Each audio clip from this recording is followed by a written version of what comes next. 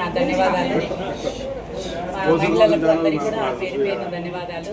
మా ఎమ్మెల్యే గారికి, ఎంపీ గారులకు, రాజ్యసభ గారికి, ఇక్కడ ఉన్న ప్రతి ఒక్క నాయకులకు, కార్యకర్తలకు అందరికీ కూడా ప్రజలకు పేరు పేరున నా వందనాలు. మేము మహిళల మంద ఈరోజు పాల్గొనేందుకు మీ అందరికీ కూడా తెలుసు. ఈ అత్యాచారం ఆ బాలికను ఈ విధంగా చేయడం చాలా తప్పు. ఇది ఒకటి కాదు, రెండు కాదు, జరుగుతూనే ఉన్నాయి. మేము ఈరోజు నిరసన కార్యక్రమానికి వచ్చేసినాం. అందరం కూడా ఏ అగత్యాలు జరగకూడదు. చిన్న బాలికలు కాదు, పెద్ద బాలికలు కాదు, ఎవరికి కూడా ఏమీ జరగకుండా కూటమి ప్రభుత్వము ఇంకన్నా చర్యలు తీసుకుంటుందా తీసుకోలేదా? సూపర్ 6 లాంటి చేయకుంటే వదిలేయండి. మాకు ప్రజలకు, పిల్లలకు ఎవరికి హామీ కాకూడదు.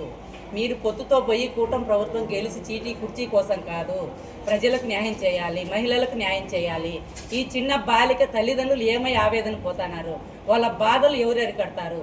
చంద్రబాబు గారు కానీ, పవన్ కళ్యాణ్ గారి దయ ఉంచి మోదీ గారు కూడా వాళ్ళ గురించి తెలుసుకోవాలని కోరుకుంటానా.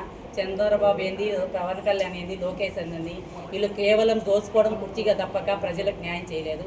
మా మహిళలు బలైపోతున్నారు, మా పిల్లలు బలైపోతున్నారు. స్కూళ్ళకు పోవాలన్నా, రోడ్లలోకి వెళ్ళాలన్నా, ఎక్కడికి వెళ్ళాలన్నా కూడా తల్లిదండ్రులు స్కూళ్ళకు పంపించాలన్న బాధ, మాటటోళ్ళు బయటికి రావాలన్న బాధ. ఏమి జరుగుతుంది? దీనికి ప్రాణరక్షణ మీరు ఇస్తారా, ఇవ్వరా? లేదంటే ఈ కుర్చీలోంచి దిగిపోండి, మా జగనన్న వస్తాడు, కాపాడతాడు ప్రజలను. అందరికీ నా వందనాలు.